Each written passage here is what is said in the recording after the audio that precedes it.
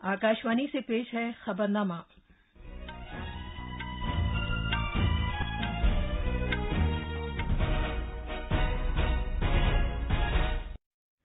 आदाब। खबरनामे के साथ मैं शबाना रहमान। पहले इस वक्त की अहम खबरें। वजीर-ए-आजम नरेंद्र मोदी आज वीडियो कॉन्फ्रेंसिंग के जरिए बिहार में शहरी बुनियादी ढांचे के 7 प्रोजेक्टों का आगाज करेंगे। वजीर दिफा राजनाथ सिंह आज लोकसभा में मशरकी लद्दाख में LAC पर भारत और चीन के फौजियों के दरमियान जारी तातुल पर अपना बयान देंगे। कोविड-19 से सेहतयाबी की शरह बढ़कर 78% हो गई है। शिफायाब होने वाले कुल अफराद की तादाद 37,80,000 से तजावुज कर गई है। हुकूमत ने हर किस्म की प्याज की बरामदात पर फौरी तौर पर पाबंदी आयद कर दी है। पद्म अवार्ड के लिए ऑनलाइन नामजदगी का आज आखिरी दिन है और खवातीन की मौजूदा हालत से मुताल्लिक अक़वाम मुत्तहिदा के कमीशन की रुकनियत हासिल करने में भारत ने चीन को शिकस्त दे दी है। अब खबरें तफसील से। वजीर-ए-आजम नरेंद्र मोदी आज वीडियो कॉन्फ्रेंसिंग के जरिए बिहार में शहरी बुनियादी ढांचे से मुताल्लिक 7 प्रोजेक्टों का इफ्तिताह करेंगे और संगे बुनियाद रखेंगे। इनमें से 4 प्रोजेक्ट पानी की सप्लाई के, 2 गंदे पानी को साफ करने के, जबकि 1 दरिया के किनारे को फरोग से मुताल्लिक है। इन प्रोजेक्टों की कुल लागत 541 करोड़ रुपए है। इन प्रोजेक्टों का निफाज बिहार के शहरी तरक्की और हाउसिंग के महकमे के तहत BUIDCO के जरिए किया जाएगा। हमारे नामानिगार के मुताबिक इस मौके पर वजीर आला नीतीश कुमार भी मौजूद होंगे। वजीर आजम पटना म्यूनिसिपल कॉरपोरेशन में करमाली चक और बियूर में नमामि गंगे के तहत तामीर करदा गंदे पानी को साफ करने के प्लांट का इफ्तिताह करेंगे। इसके अलावा जनाब मोदी सेवान म्यूनिसिपल काउंसिल और छपरा म्यूनिसिपल कॉरपोरेशन के तहत अहिया और शहरी तब्दीली के अटल मिशन के तहत तामीर किए गए पानी की सप्लाई के प्रोजेक्टों का भी इफ्तिताह करेंगे। इन प्रोजेक्टों से मकामी आबादी को 24 घंटे पीने का साफ पानी मैसर होगा। इसके अलावा वजीर आजम अमृत मिशन के तहत मोंगेर और जमालपुर में पानी की सप्लाई की स्कीम का संगे बुनियाद रखेंगे। नमामि गंगे के तहत मुजफ्फरपुर में दरिया के किनारे के फरोग की स्कीम के लिए भी वजीर आजम संगे बुनियाद रखेंगे। इस प्रोजेक्ट के तहत मुजफ्फरपुर, पूर्वी अखाड़ा घाट, सीधी घाट और छिंदवाड़ा घाट को फरोग दिया जाएगा। पटना से के लाल की रिपोर्ट के साथ खबरनामे के लिए वसीम अहमद। वजीर दिफा जनाब राजनाथ सिंह मशरकी लद्दाख में हकीकी कंट्रोल लाइन LAC पर भारतीय और चीनी फौजियों के दरमियान जारी तातुल पर आज लोकसभा में अपना बयान देंगे। इस मामले पर बहस कराने के अपोजिशन के मुतालबे के पेश नजर ये बयान अहमियत का हामिल है। लोकसभा में आज अरकान पार्लियामेंट की तनख्वाह, भत्ते और पेंशन से मुताल्लिक तरमीमी बिल 2020, जरूरी अशिया से मुताल्लिक तरमीमी बिल 2020 और बैंकिंग रेगुलेशन तरमीमी बिल 2020 गौर खौस और मंजूरी के लिए पेश किए जाएंगे। राज्यसभा में दिवालियापन और दिवालिया होने से मुताल्लिक कोड तरमीम सानी बिल 2020 पेश किए जाने की उम्मीद है।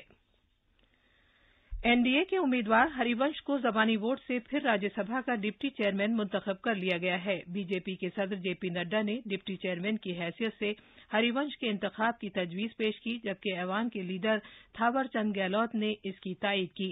बाद में ऐवान के चेयरमैन M वेंकैया नायडू ने उनके इंतखाब का ऐलान किया। अपोजिशन ने हरिवंश के खिलाफ RJD के मनोज झा को खड़ा किया था। अलबत्ता अपोजिशन पार्टियों ने वोटिंग पर जोर नहीं दिया और JDU के मेंबर पार्लियामेंट हरिवंश को जबानी वोट से मुंतखब करार दिया गया। हरिवंश को मुबारकबाद देते हुए वजीर आजम नरेंद्र मोदी ने कहा कि ख्वाह सहाफी की बात हो या समाजी कारकुन की हैसियत से काम करने की बात हो, JDU के मेंबर पार्लियामेंट बहुत से लोगों में मकबूल हैं। उन्होंने कहा कि सभी ने इस बात का मुशाहिदा किया है कि वो किस अंदाज से ऐवान की कार्रवाई चलाते हैं। हरिवंश जी के लिए जो सम्मान और अपनापन मेरे मन में है, इन्हें करीब से जानने वाले लोगों के मन में है, वही अपनापन और सम्मान आज सदन के हर सदस्य के मन में भी है। ये भाव, ये आत्मीयता हरिवंश जी की अपनी कमाई हुई पूंजी है। उनकी जो कार्यशैली है, जिस तरह सदन की कार्यवाही को वो चलाते हैं, उसे देखते हुए ये स्वाभाविक भी है। सदन में निष्पक्ष रूप से आपकी भूमिका लोकतंत्र को मजबूत करती है। पार्लियामेंट ने होम्योपैथी से मुताल्लिक कौमी कमीशन बिल 2020 और भारतीय तरीक़ा इलाज से मुताल्लिक कौमी कमीशन बिल 2020 को मंजूरी दे दी है। लोकसभा ने कल इन बिलों को मंजूरी दी। इन दोनों बिलों को बजट इजलास के दौरान इस साल 19 मार्च को राज्यसभा से मंजूरी मिल गई थी। इनका मकसद भारतीय तरीका इलाज के साथ साथ होम्योपैथी इलाज व मुआवजे दोनों के लिए आला मेयार के तिब्बी पेशावर माहिरीन की दस्तयाबी को यकीनी बनाना है। होम्योपैथी से मुतालिक कौमी कमीशन बिल 2020 1973 के होम्योपैथी मरकजी काउंसिल एक्ट की जगह लेगा और होम्योपैथी से मुतालिक एक कौमी कमीशन कायम किया जाएगा। भारतीय तरीका इलाज से मुतालिक कौमी कमीशन बिल 1970 के Indian medicine central council act की जगह लेगा और भारतीय तरीका इलाज से मुतालिक एक कौमी कमीशन कायम किया जाएगा। इस बिल के तहत होम्योपैथी और दीगर भारतीय तरीका इलाज के अंडर ग्रेजुएट और पोस्ट ग्रेजुएट कोर्स में दाखिले के लिए कौमी अहमियत के दाखिला टेस्ट नीट को मुतारिफ कराने की गुंजाइश है। इन बिलों को अब मंजूरी के लिए सदर जमहूरिया के पास भेजा जाएगा। मुल्क में कोविड-19 से रूबा सेहत होने वाले अफराद की शरह 78% तक पहुंच गई है। गुज़िश्ता 24 घंटे के दौरान 77,000 से ज्यादा मरीज सेहतयाब हुए हैं। वजारत सेहत के मुताबिक रूबा सेहत होने वाले अफराद की तादाद मजमूई तौर पर 37,80,000 से ज्यादा हो गई है। सेहतयाबी की शरह पे मुसलसल बेहतरी से मुल्क में जेर इलाज मरीजों की तादाद में कमी आई है और सरे-10 ये कुल मुतासरा मरीजों के 20.36% पर मुश्तमिल है। वजारत सेहत ने कहा है कि अहम और मेयारी तरीके से टेस्ट करने, मरीजों का पता लगाने और इलाज मुहैया कराने की मरकज की हिकमत अमली के मौसर निफाज से सेहतयाबी की शरह में इजाफा और शरह अमवात में कमी मुमकिन हो पाई है। गुजरात में पिछले 24 घंटे के दौरान कोविड-19 के 1,334 नए मामला सामने आए हैं। हमारे नामानिगार ने खबर दी है कि रियासत में शिफायाबी की शरह मजीद बेहतर होकर 82.84% हो गई है। रियासत में अभी तक 33,60,000 से ज्यादा टेस्ट किए जा चुके हैं, जिनमें से कल 71,507 टेस्ट किए गए। 1,334 नए मरीजों में से सबसे ज्यादा 278 सूरत में सामने आए हैं। रियासत में कोविड-19 के मजमूई मरीजों की तादाद 1,14,996 तक पहुंच गई है। इस वक्त रियासत में 16,501 मरीज जेर इलाज हैं, जिनमें से 93 मरीज वेंटिलेटर पर हैं। अहमदाबाद से योगेश पांडे की रिपोर्ट के साथ खबरनामे के लिए फहीम अहमद। वजीर-ए-आज़म नरेंद्र मोदी इस महीने की 27 तारीख को आकाशवाणी पर मन की बात के प्रोग्राम में मुल्क और बैरून मुल्क के लोगों के साथ अपने ख्यालात का इजहार करेंगे।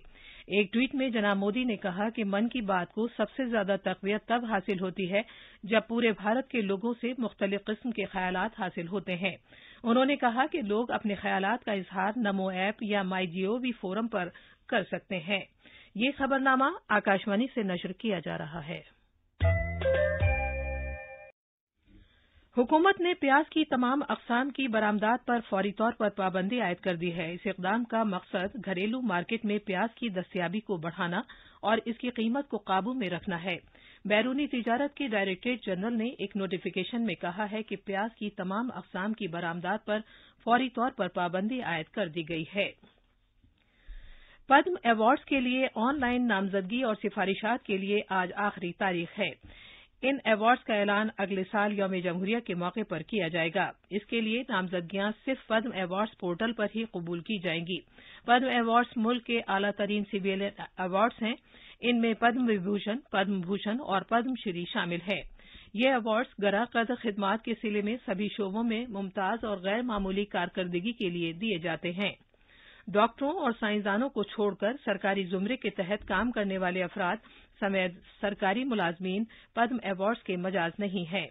हुकूमत पद्म अवार्ड्स को पीपल्स पद्मा में बदल देने के लिए अहद बस्ता है, लिहाजा सभी शहरियों से खुद की नामजदगी समेत नामजदगियों में शामिल होने की दरख्वास्त की गई है। वजारत दाखिला ने सभी मरकजी वजारतों और महकमों, रियासती हुकूमतों, भारत रत्न और पद्म विभूषण अवार्ड्स पाने वालों और बेहतरीन कारकर्दगी के इदारों से दरख्वास्त की है कि वो बासलाहियत अफराद की शिनाख्त करने के लिए कोशिशें करें। भारत खवातीन की हालत से मुतालिक कमीशन CSW का रुकन मुंतखब हुआ है। ये इक्तिसादी और समाजी काउंसिल का एक इदारा है। भारत साल 2021 से 2025 तक 4 साल तक इस अहम इदारे का रुकन रहेगा। अक़वाम मुत्तहिदा में भारत के मुस्तकिल नुमाइंदे TS त्रिमूर्ति ने कहा कि ये सिनफी मसावात और खवातीन को बाइख्तियार बनाने के तईं भारत की अहदबस्तगी की पुरजोर तायीद है। भारत, अफगानिस्तान और चीन ने खवातीन की हालत से मुतालिक कमीशन के इंतखाब में हिस्सा लिया था। 54 अरकान की वोटिंग में भारत और अफगानिस्तान को कामयाबी मिली, जबकि चीन निस्फ वोट करने में भी नाकाम रहा। CSW एक अहम बैन सरकारी आलमी इदारा है जो सिनफी मसावात को फरोग देने और खवातीन को बाख्तियार बनाने के तईं खुसूसी तौर पर वक्फ है। ये खवातीन के हुकूक को फरोग देता है, पूरी दुनिया में खवातीन की जिंदगियों की हकीकत को नुमाया करता है और सिनफी मसावात के आलमी मेयार को तय करने और खवातीन को बाख्तियार बनाने में मदद करता है। महात्मा गांधी माहौलियात के तहफ्फुज़ की जरूरत के बारे में काफी बेबाकी से बात करते थे। 1909 में अपनी किताब हिंदी स्वराज में गांधी जी ने भारतीयों को किसी रोक टोक के बगैर सनतकारी और मादियत पसंदी के खिलाफ आगाह किया था। उन्होंने कहा था कि कुर्रे अर्ज, हवा, जमीन और पानी हमारे आबाओ अजदाद की तरफ से मिली हुई मीरास नहीं है, बल्कि हमारे बच्चों की तरफ से कर्ज है। इसलिए हमें उन्हें उसी सूरत में लौटाना है जिस तरह से ये हमें मिली हैं। तकरीबन 100 साल पहले महात्मा गांधी ने दरियाओं और दीगर आबी ज़खायर को आलूदा करने वाले लोगों और धुएं और सौते आलूदगी पैदा करने वाली मिलों और कारखानों पर तनकीद की थी। उनका ख्याल था कि भारत की बड़ी आबादी और तरक्की के मगरबी मॉडल की वजह से इस सरजमीन के वसाइल खत्म हो सकते हैं। उनका कहना था कि जमीन हर फर्द की जरूरत पूरी करती है, लेकिन हर फर्द के लालच को नहीं। गांधी जी के उसूल पर अमल करना उसी वक्त मुमकिन है जब असल जरूरतों और बनावटी जरूरतों में फर्क किया जाए। अनुपम मिश्रा की रिपोर्ट के साथ खबरनामे के लिए फहीम अहमद। जम्मू कश्मीर में इत्तलात और नशरियात की वजारत के तहत प्रेस इन्फॉर्मेशन ब्यूरो और रीजनल आउटरीच ब्यूरो ने एक भारत श्रेष्ठ भारत पहल के पर मुश्तरका तौर पर एक वेबिनार का इनेकाद किया। वेबिनार में जोड़ी वाली तमिलनाडु और मरकज के इंतजाम वाले जम्मू कश्मीर और लद्दाख रियासत में सियाहत पर खुसूसी तवज्जो मरकूज किए जाने के साथ साथ आम और तारीखी पहलुओं पर तवज्जो मरकूज की गई। मजीद तफसील हमारे नामानिगार से। दो खित्तों के दरमियान डिजिटल प्लेटफॉर्म के जरिए एक भारत श्रेष्ठ भारत पहल पर मुनक़िद वेबिनार में दोनों जानिब के माहिरीन और तलबा ने शिरकत की। जुनूबी खित्ते के DG वेंकटेश्वर ने कहा है कि जम्मू कश्मीर और लद्दाख के अवाम को जोड़ने का ये एक मुनफरिद मौका है और EBSB के जरिए सकाफती तबादलों से दोनों खित्तों के अवाम के दरमियान देरपा रिश्ते तश्कील देने में मदद मिलेगी। जम्मू कश्मीर मवासलात के साबिक डायरेक्टर KB जिंदल ने मरकज के इंतजाम वाले इलाके जम्मू कश्मीर और लद्दाख के तारीखी, जोग्राफियाई और आबादी से मुताल्लिक पहलुओं के बारे में वजाहत की। जम्मू से गुलशन रैना की रिपोर्ट के साथ खबरनामे के लिए वसीम अहमद। खबरें हमारी वेबसाइट news.on.air/urdu पर भी दस्तयाब है। अब अखबारात के आईने के साथ हैं फहीम अहमद। शुक्रिया शबाना। राजधानी दिल्ली से शाया होने वाले आज के ज्यादातर उर्दू अखबारों ने पार्लियामेंट के मानसून इजलास के आगाज की खबर को शह सुर्खियों में जगह दी है। रोजनामा मिलाप, प्रताप और हिंदुस्तान एक्सप्रेस के मुताबिक लोकसभा ने मानसून सेशन के नए निजाम को मंजूरी दी। अपोजिशन ने वक्फे सवाल न कराने के फैसले पर जबरदस्त एहतजाज किया। जबकि इनकलाब के मुताबिक इजलास के पहले दिन चीन और दिल्ली फसाद पर हंगामा। राष्ट्रीय सहारा ने 25 अरकान पार्लियामेंट के कोरोना से मुतासिर होने की खबर को भी ज़ैली सुर्खी बनाया है। वजीर आजम नरेंद्र मोदी के इस बयान को सभी अखबारों ने अहमियत के साथ शाया किया है कि पूरा मुल्क फौज के जवानों के साथ खड़ा है।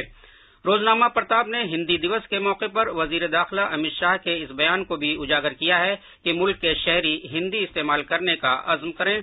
जबकि इनकलाब ने ह्यूमन चैरिटेबल ट्रस्ट के डॉक्टर सिराज हाशमी के इस बयान को सुर्खी बनाया है कि हिंदी हमारा कौमी विरसा है जिस पर हमें फख्र है।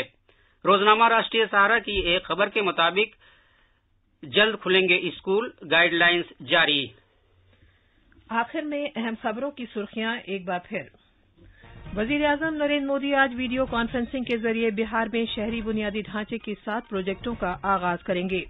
वजीर दिफा राजनाथ सिंह आज लोकसभा में मशरकी लद्दाख में LAC पर भारत और चीन के फौजियों के दरमियान जारी तातुल पर अपना बयान देंगे।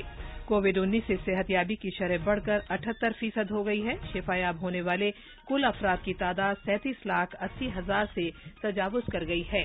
हुकूमत ने हर किस्म की प्याज की बरामदात पर फौरी तौर पर पाबंदी आयद कर दी है। पद्म अवार्ड के लिए ऑनलाइन नामजदगी का आज आखिरी दिन है और खवातीन की मौजूदा हालत से मुतालिक अक़वाम मुत्तहिदा के कमीशन की रुकनियत हासिल करने में भारत ने चीन को शिकस्त दे दी है। इसी के साथ खबरनामा खत्म हुआ।